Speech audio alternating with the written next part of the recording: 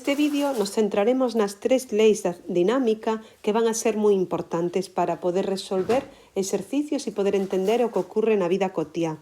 A primeira lei da dinámica, o principio de inercia, di que se sobre un corpo non actúa ningunha forza ou a resultante de todas as forzas que están actuando é cero, o corpo estará en repouso. Que quere dicir eso? A velocidade cero, non dicir está parado, ou moverase con movimento rectilíneo uniforme. Que quere dicir isto? A velocidade constante. Isto ocorre sempre que un corpo ou non este sometido a ningunha forza, é dicir, non haxe interacción sobre el, ou o sumatorio de todas as forzas sexa cero.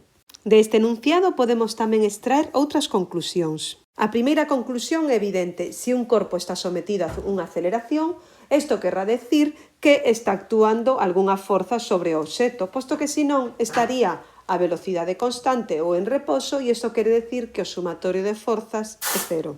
Do mesmo xeito, se un corpo estaba en repouso ou movéndose a velocidade constante, é dicir, non estaba aplicándose ninguna forza sobre este obxecto, este obxecto manterá este estado se non se lle aplica ningunha forza, posto que se aplicáramos algunha forza estaríamos provocando unha aceleración. Outro concepto tamén importante é o que se coñece como inercia.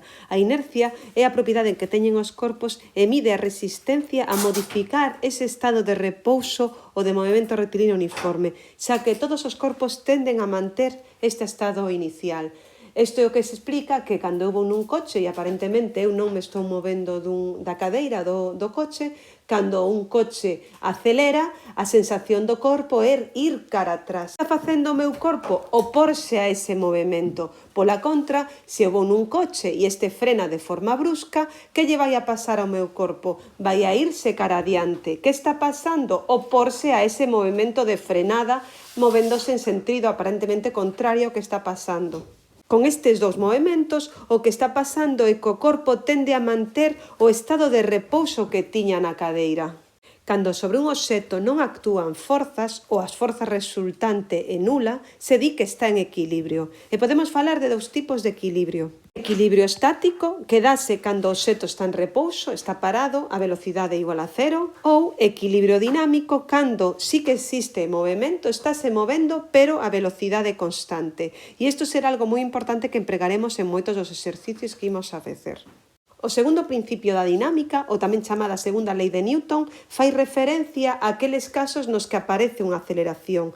Que quere decir isto? Que se a forza neta ou resultante que actúa sobre un corpo é distinta de cero, isto vai a producir un cambio na velocidade do obxecto e provocará unha aceleración. Isto dá lugar ao que se coñece como a ecuación fundamental da dinámica.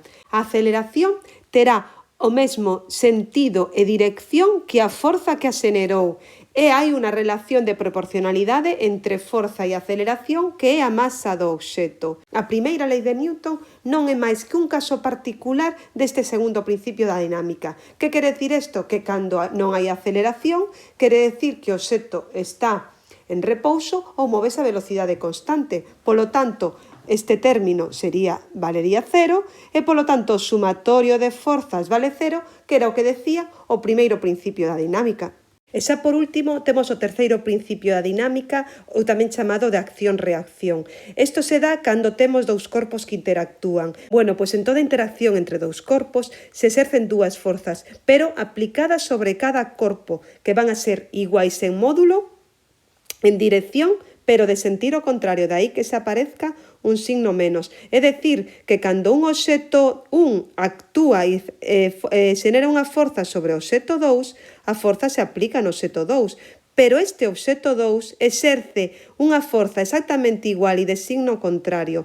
Estas forzas non se anulan, posto que están actuando en corpos diferentes. Se estuveran actuando en un mesmo corpo, sí que se anularían, pero o corpo 1 experimenta a forza que exerce o 2 sobre o 1 e o corpo 2 experimenta a forza que exerce o corpo 1 sobre o 2. De aí que se chamen de acción e reacción, porque actúan como pares. Imos ver algúns exemplos de forzas de acción e reacción. Este é un clásico. Teño a nena A, que vai a exercer un empurrón sobre o neno B. A forza que a nena exerce sobre o neno é a que representamos aquí, A exerce unha forza sobre o B. Pero que lle ocorre a nena? Que vai para atrás. É dicir, a nena o que está experimentando é a mesma forza de sentido contrario que exerce o neno B sobre A. Son dúas forzas co mesmo módulo e a mesma dirección, pero de sentido contrario e, sobre todo, aplicadas en obxectos diferentes.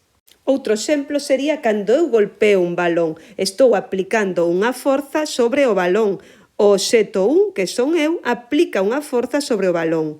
Pero a min, cando doulle un golpe, dóeme, e aí se ve o dedo vermello. Por que me doe? Porque o corpo, é dicir, o balón, está xenerando sobre min a mesma forza e de sentido contrario. Normalmente, sempre en este tipo de exercicios, se representa o que exerce a forza 2 sobre ao que lle está exercendo 1, é dicir, a forza do balón sobre a persoa, a forza da persoa sobre o balón, a forza da nena sobre o neno, a forza do neno sobre a nena, vale?